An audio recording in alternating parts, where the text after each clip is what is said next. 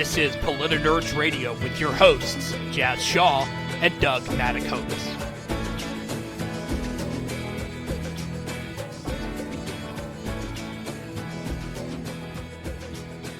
Thank you, Taylor. And this is episode 1 of Politinerds, because there always has to be a first episode. And I am Jazz Shaw with hotair.com, and with me is my co-host, Doug Mataconis. Hello, Jazz. Yes, this is Doug Mataconis. I'm with Outside the Beltway, and welcome to the very first episode of Politinerds. Yeah, this is going to be a rough start, but we're going to get off because we're getting near the holiday season, and we wanted somebody festive. And for our very first show, we are welcoming Amelia Hamilton. Amelia, welcome to the show. Thanks. I hope I can be festive for you. Oh, you will be. Trust me. You're going to be very festive. This is going to be something different, and Doug and I were discussing this as part of the intro to the series, is that there are a million shows out there where they get various people who are pundits and whatnot, and they want to come on and discuss the issues of the day. Well, there's a ton of places you can do that. We're a little more interested in the people that actually make the news, people who talk about the news, people who get involved in the conversation in social media, and you're certainly one of them. And we asked to be our first guest, not to find out right away about the news, although some of your work as an author we're going to talk about at the end of the show, things that you have going on, but we'd like to find out a little bit about you, and we're going to start out with a pretty simple question for you.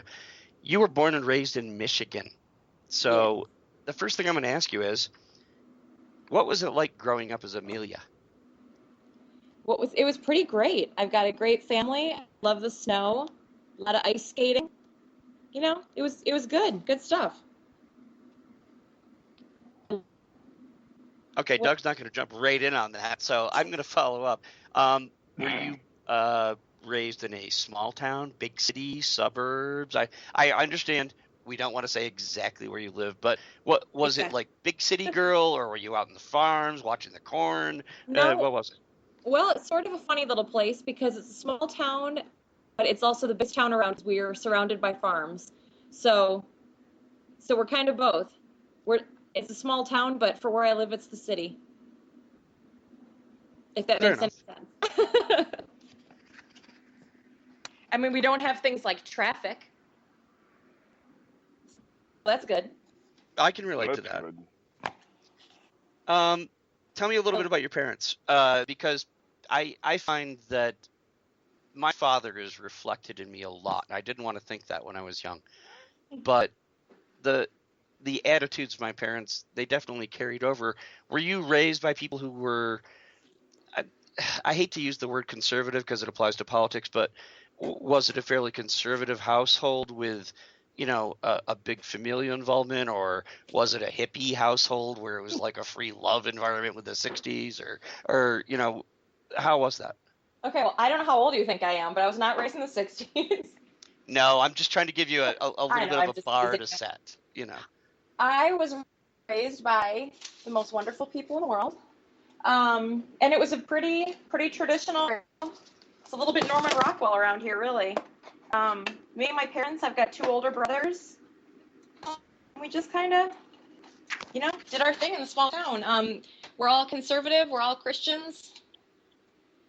And that's just how we were raised.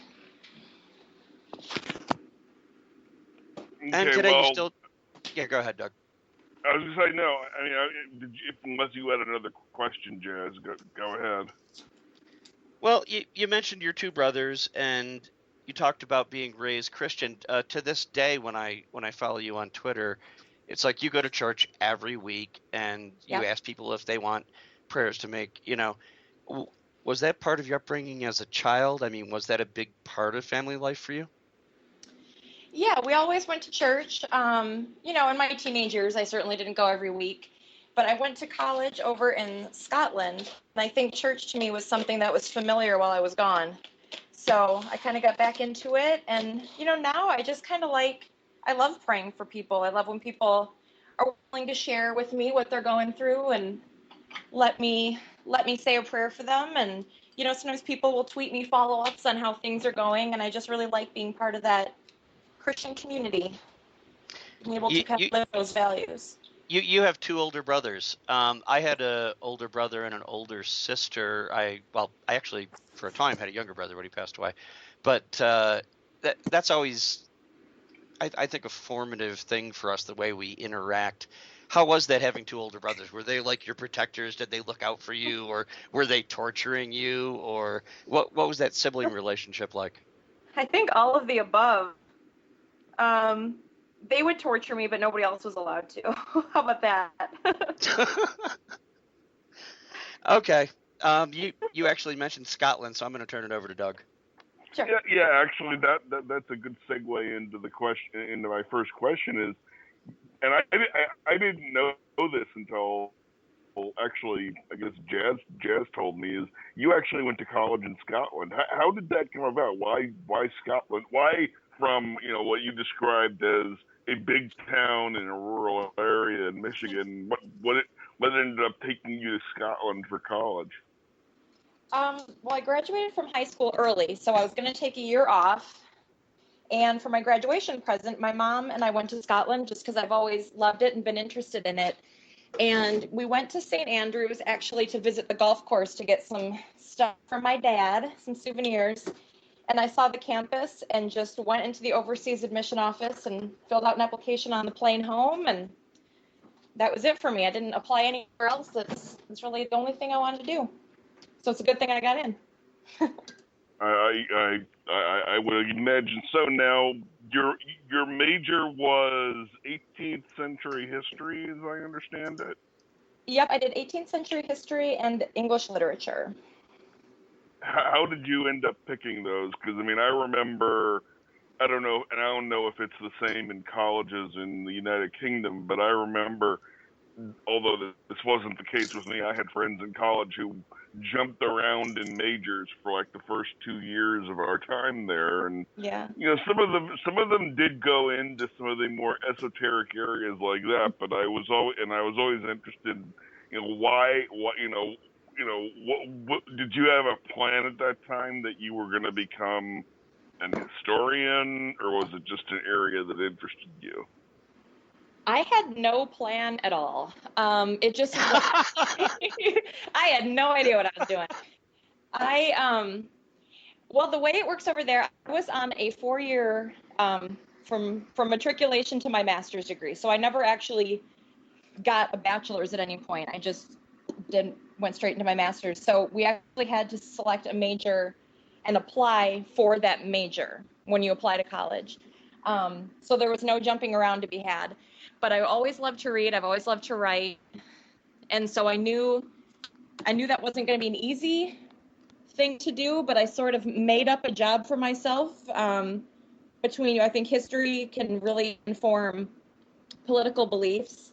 And obviously I love to write, so I managed to make up a job. Now, was this general 18th century history? Was it specific to Scotland, specific to the UK, or it was 18th century social history. So a lot of it had to do. It was kind of the way that people lived. So a lot of it had to do with. Obviously, I was taking classes in Britain, but there was a lot of American and French Revolution involved just in everyday life in the 18th century. And I did take an American Revolution class, which was kind of fascinating to happen from the other side. Yeah, I was gonna say that actually sounds. How did they teach that over there, as opposed to say what you learned about it in high school? Well, my teacher called it the War of American Ingratitude. Oh, wait. I'm sorry. I don't want to interrupt the broadcast. I have to jot that down because I'm going to be tweeting that later. This is Doug's set of questions, and I know he's interested in this, but I do have to say we have a running debate over the fact that I frequently call the American Civil War the War of Northern Aggression. So now you have another one. Yeah, I just have to add that to the lexicon. There you go. Of course.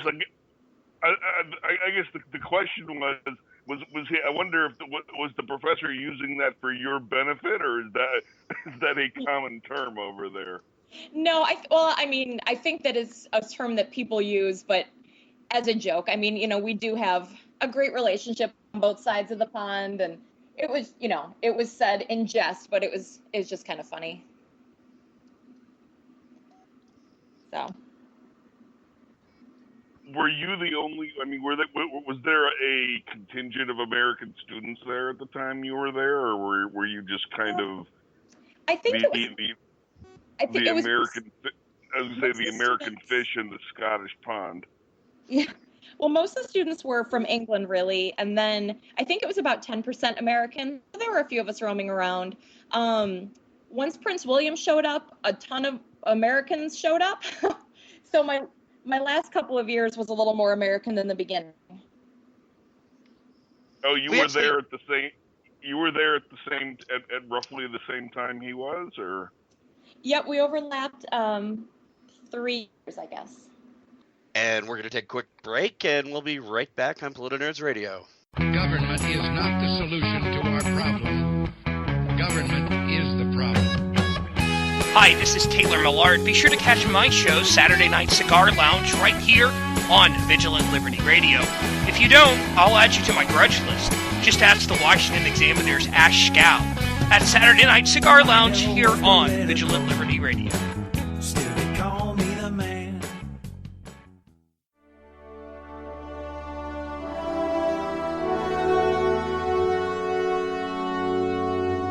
This is Alan Bordius of VLR's Their Finest Hour with This Week in Valor. Francis McGraw was a 26-year-old machine gunner in the United States Army's 1st Infantry Division and was posthumously awarded the Medal of Honor for his actions on November 19, 1944, during the Battle of Hürtgen Forest. The Nazis had launched a fierce counterattack. Braving an intense hour-long preparatory barrage, he maintained his stand and poured deadly accurate fire into the advancing foot troops until they faltered and came to a halt.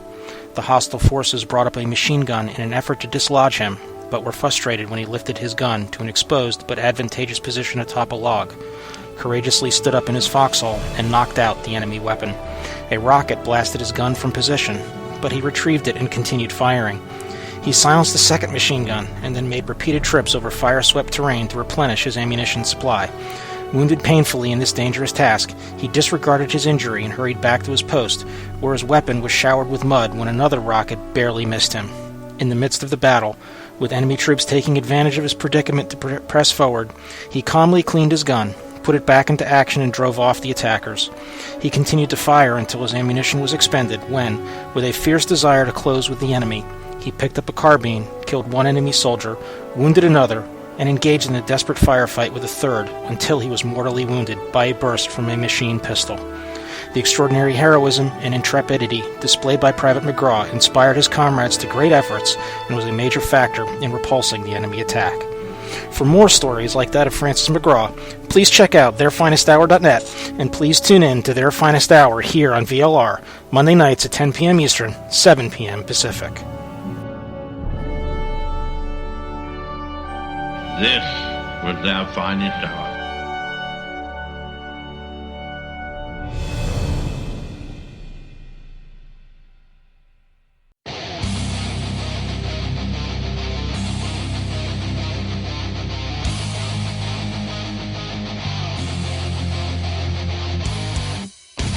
Hi, this is Jonah Goldberg from National Review, and you're listening to Vigilant Liberty Radio. So, Amelia, I do know one other person who went to that same college, Liz Mayer. By any chance, did you know that she was there? I didn't. I knew she was Scottish, but I didn't actually know she went to St. Andrews. So I don't know. Maybe we had a drink together at some point. I don't even know. Didn't even know about it. Doug, were you done with the Scotland thing? I was, yes. Okay. Just in general terms of college, Amelia, this is something that's had a lot of interest at Hot Air. We've run a few articles about it. There's been some debates going on. In fact, CNN has a special on Sunday night coming up about this. There's a lot of talk now about the